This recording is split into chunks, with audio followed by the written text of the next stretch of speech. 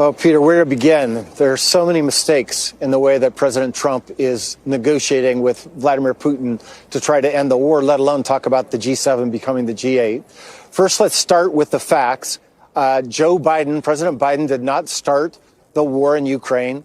Vladimir Putin invaded Ukraine. He was not provoked by some new change in policy in just 1 year, a policy that was consistent with the Trump administration. Number two, these negotiations are important, and I'm glad President Trump is involved. I'm here at the Munich Security Conference, and everybody's talking about that there might be a chance for peace. But I've negotiated with the Russians as a former ambassador, as a former White House official, and I can tell you, you don't give them everything they want before you sit down at the table.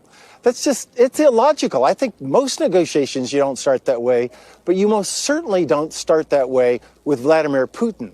And by saying in public that Ukraine will not be a member of NATO and that Ukraine needs to give territory away to Russia, you're handing Putin gifts before the negotiations. Maybe those things have to happen to get to peace. I don't know, but they should be given as concessions in return for something that Vladimir Putin gives the Ukrainians and ultimately European security. So I don't understand the logic. I hope they tighten it up by the time they meet with President Zelensky tomorrow.